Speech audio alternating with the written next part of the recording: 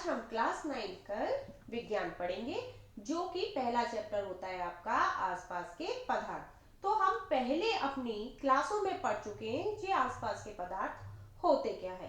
पदार्थ वो होता है जिनका उपयोग हम अपने दैनिक जीवन में करते हैं, जैसे कि पेन हो गया, ग्लास हो गया, बॉटल हो गई, ये आपके क्या है, पदार्थ है। ठीक है, जो कि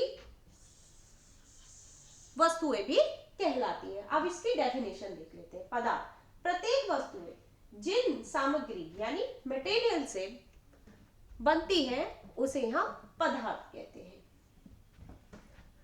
ऐसी कोई भी वस्तु जिसका द्रव्यमान एवं आयतन होते हैं उसे पदार्थ कहते हैं। अब जैसे कि हम देख रहे हैं, यहाँ पे एक हमने बर्तन लिया है, ठीक है, और बर्तन लिया है, इसके अंदर हमने क्या डाला, पानी डाला, यानी कि जल डाल दिया।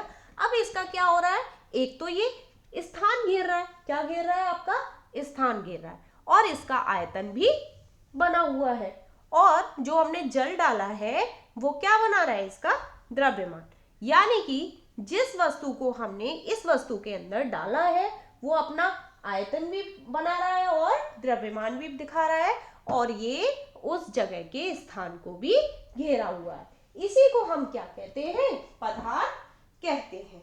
ठीक है, अब पदार्थ कौन कौन से हो सकते हैं। अब हमने ये बर्तन ले लिया, ठीक है, हमारे पास ये क्या है, ये आपकी कोई भी वस्तु हमने ली, यानी कि हमने क्या ले लिया, बुक ले ली, क्या ले ली, बुक। ठीक है, अब ये बुक भी हमने किस पे रखी, किसी टेबल पे रखी या किसी आपके रैक में रखी, तो ये क्या कर रही है, ये स्थान को घेर रही है, और ये हमारा क्या है, ये हमारी पदार्थ हुई, क्योंकि हम इसका यूज कर रहे हैं और अपने दैनिक जीवन में करते रहते हैं। अब ये देखते हैं ये पदार्थ बनते कैसे हैं। ठीक है, पदार्थ का भौतिक स्वरूप, पदार्थ का जो भौतिक स्वरूप होता है वो कैसे बनता है। पदार्थ में बनने वाली वस्तुएं में क्या होते हैं, छोटे छोटे कण होते हैं। जैसे पदार्थ कणों से मिलकर बना होता है, क्या बना होता है, कणों से मिलकर बना होता है। कैसे, पदार्थ बहुत छोटे छोटे कणों से मिलकर बनता है, जिसे अणु कहते हैं। ठीक है, अणु कहते हैं किसे, छोटे छोटे कणों को। कैसे, ये दिख रहा है आपको,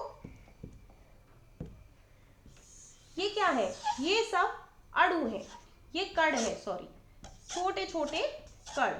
जब ये कण एक साथ मिलते हैं तब ये क्या बनाते हैं, अणु बनाते हैं। ठीक है, ये क्या बना रहे हैं, ये आपस में जब कोई भी चीज को हम एक साथ लाते हैं, मिलाते हैं, जैसे आपने बालू देखी है, ठीक है, बालू क्या होती है, बालू भी छोटे छोटे कणों से मिलके बनी होती है। अब हमें उससे क्या बनानी है, कोई वस्तु बनानी है, तो हम उसमें क्या करेंगे, उस बालू को खट्टा करेंगे। उस बालू को खट्टा करने के लिए उसमें सीमेंट भी डालेंगे, सीमेंट डालने के बाद पानी भी डालेंगे, अब पानी डालने के बाद हमें उससे क्या बना रहे हैं, हमने एक गमला बनाया। ठीक है, तो हमारी इन सारी चीजों से मिलकर क्या बना, एक वस्तु बने, जिसका वस्तु का निर्माण किया। ठीक है, और वो किसके थ्रू हुआ, वो आपके छोटे छोटे अणुओं से मिलकर एक वस्तु का निर्माण हुआ। ठीक है, जैसे हमने क्या किया, गमला। ठीक है, हमने बनाया प्लांट के लिए गमला। ठीक है, इसी तरीके से हमने ये क्या बना रखी, ईंट, ये भी मिट्टी ली, पानी लिया, इसको एक साथ लिया, इनके अणु मिलाए, ठीक है, तब जाके एक पदार्थ यानी कि हमें एक वस्तु मिलकर तैयार हुई। ठीक है, अब चलते हैं आपके पदार्थ की अवस्थाओं की तरफ। पदार्थ की अवस्थाएं आप जानते हैं कि पदार्थ की अवस्थाएं कितनी होती हैं, 3 होती हैं। कौन कौन सी होती हैं, ठोस, द्रव, गैस। ठीक है, ठोस, द्रव, गैस।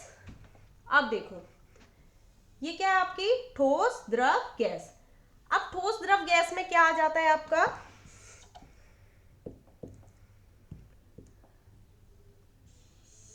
ठोस में आ गई आपकी बर्फ, द्रव में आ गया आपका जल, ठीक है, और आपकी गैस में आ गया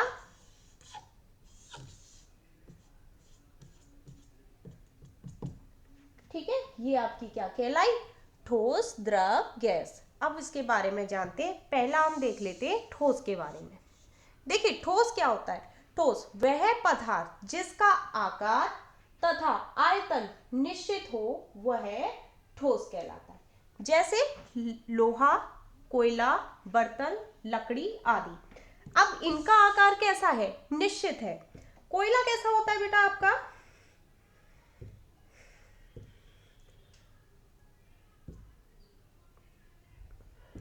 कोयला कैसा होता है आपका,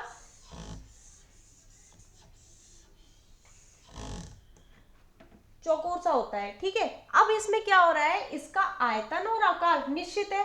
कोयला चौकोर है और इसका आकार भी निश्चित है। इसी तरीके से आपकी जो लकड़ी है, लकड़ी भी कैसी है, इसका आयतन और आकार निश्चित है। हाँ, लकड़ी को जब हम जिस शेप में काटेंगे, यानी कि जिस आकार में हम उसको रखेंगे, या हमने गोल बनाया, चेयर बनाई, कुर्सी बनाई, यानी कि हमने लकड़ी को इस आकार में गोल में काटा, तो वो गोल ही रहेगा, उसको हम चेंज नहीं कर सकते जब तक हम खुद नहीं करेंगे। क्योंकि ये इसका आकार और आयतन हमेशा निश्चित होता है। ठीक है, इसके गुण क्या है, ठोस का निश्चित आकार होता है, ठोस का आयतन भी निश्चित होता है, क्योंकि उसका आयकार और आयतन दोनों निश्चित होते हैं। ठोस के कण बहुत पास पास हो जाते हैं। अब पास पास कण कैसे होते हैं, देखो ये जो कण दिख रहे हैं, ये आपके ठोस के आकार कण है। कैसे, देखो ये जो कण है ये बहुत पास पास होते हैं। जब हम पास पास लाके एक साथ बनाते हैं तो क्या हो जाता है, हमारी वस्तु उसी आकार में बनती है, क्योंकि इनके जो कण होते हैं वो बहुत ही पास पास होते हैं। जैसे मैं एक सिंपल सा एग्जांपल दे देती हूँ। जैसे आप आटा मारते हैं, यानी कि रोटी बनाते हैं, ठीक है, और उस आटे में क्या होते हैं, छोटे छोटे कण होते हैं। अब छोटे छोटे कण होते हैं, वो आपस में मिला दिए जाए, उनको गूंदा जाए, मिलाया जाए, तब हमें क्या मिलती है, रोटी मिलती है।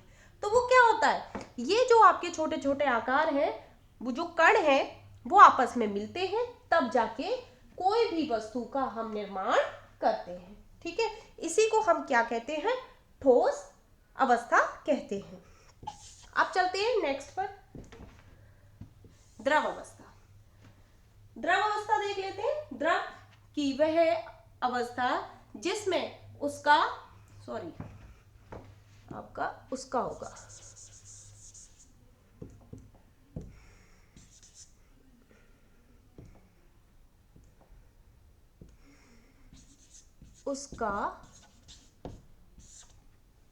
द्रव की वह अवस्था जिसमें उसका आयतन तो निश्चित होता है, परंतु उसका आकार निश्चित नहीं होता। जो उसका आयतन होता है ना, वो तो निश्चित होता है, पर उसका आकार निश्चित नहीं होता। वह क्या कहलाता है, आपका द्रव कहलाता है। जैसे पानी, तेल, दूध आदि। ठीक है, पानी, तेल, दूध आदि। अब देखते हैं क्यों नहीं होता। देखो पानी कैसा होता है आपका, तरल फॉर्म में होता है, और पानी को हम जिस भी बोतल, यानी कि पानी को हम जिस भी बोतल में डालेंगे तो वो क्या कर लेगा, वो उसी का आकार ले लेगा, क्योंकि उसके जो अणु होते हैं, जो उसके कण होते हैं, वो ठोस अवस्था से थोड़े दूर दूर होते हैं। कैसे होते हैं, दूर दूर होते हैं। ठीक, जो अणु है वो उसके दूर दूर होते हैं। चाहे वो पानी हो, चाहे वो दूध हो, और चाहे वो तेल हो, जो भी तरल फॉर्म में होगी, हम जिस भी बर्तन में किसी भी आकार में उसको डालेंगे तो वो उसका आकार ले लेगा। जैसे कि बोतल में लिया हमने कप में लिया, ठीक है, उसने कप का आकार ले लिया, ठीक है, पर जो आयतन है उसका वो वही रहेगा। जैसे कि हमने थोड़ा सा पानी लिया और उसी कप में डाला, तो वो पानी उसके आकार में बदल जाएगा, चाहे वो ड्रम हो, चाहे, मतलब कि ये तरल जो चीजें होती है वो अपने आकार में ही रहती हैं। ठीक है, मतलब कि आयतन तो वही रहेगा, उसका आकार बदलता रहेगा। ठीक है, तो आपको ठोस समझ में आया और द्रव। अब चलते हैं गैस की तरफ। चलो गैस देखते हैं। तो गैस की अवस्था कैसी होती है? गैस तो देखे होंगे सबके घर में, सिलेंडर होंगे। तो सिलेंडर के अंदर क्या रहता है? गैस रहता है। और द्रव की वह अवस्था जिसमें ना उसका आकार निश्चित होता है और ना आयतन, वह गैस अवस्था कहलाती है। ना तो इसका आयतन निश्चित रहता है और ना ही इसका आकार निश्चित रहता है, क्योंकि ये कैसी होती है? फैली हुई गैस होती है।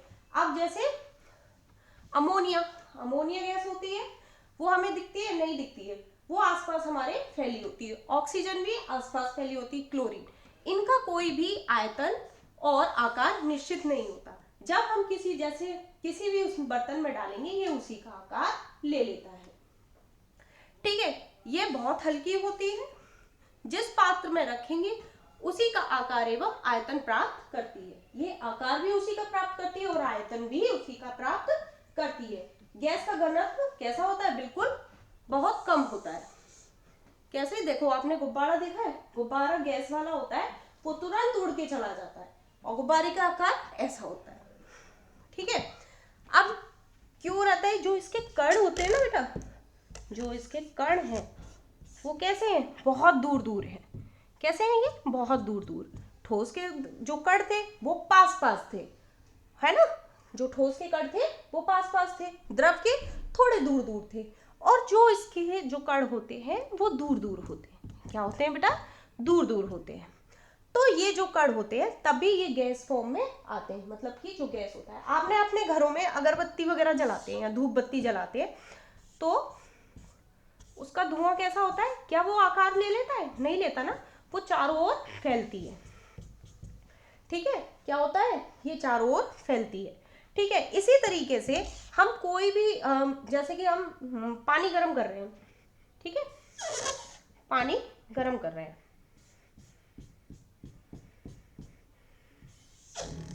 जो पानी गर्म कर रहे हैं आपने खोलता हुआ देखा होगा, तो उसकी गैस भी क्या होते हैं? ये भी गैस के फॉर्म में उड़ने लगता है। तो इसको भी हम क्या कहेंगे?